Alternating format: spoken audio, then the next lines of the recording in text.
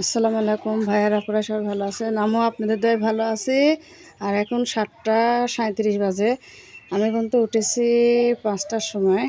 উঠে যেহেতু আমার ভাই বোন নাই, তার মায়ের বাড়ি গেছে আমার ভাবি।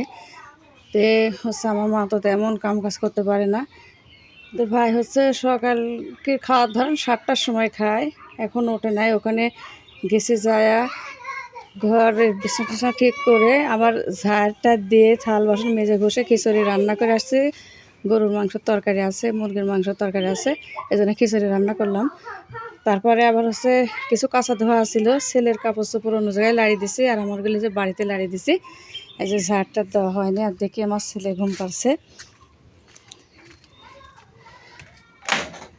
আর এই যে কাপড় চোপড় কেচে দেখেন ভেজা ছিল, তাই এইভাবে দিয়ে তো রাখেছি। মন ওটো, মশারি খুলে রেখে এভাবে রেখে গেছি, বিছনাটা ঠিক করতে হবে। ওটো ওটো মন, হ্যাঁ ওটো। এই যে আমার ভাই কিন্তু খাতে বসে গরুর মাংস দিয়ে হচ্ছে খিচুড়ি খিচুড়ি রান্না করা হয়েছে।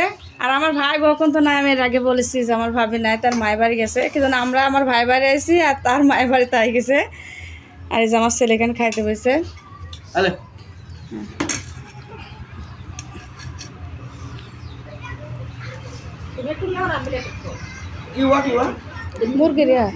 মুরগির লেলে পারলাম মন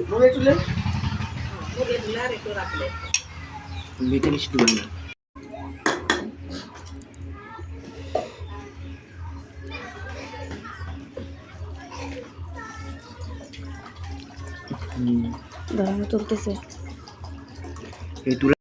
এই যে এখানে কিন্তু কদু দিয়ে আলু দিয়ে রান্না করা হচ্ছে, কষানো হচ্ছে।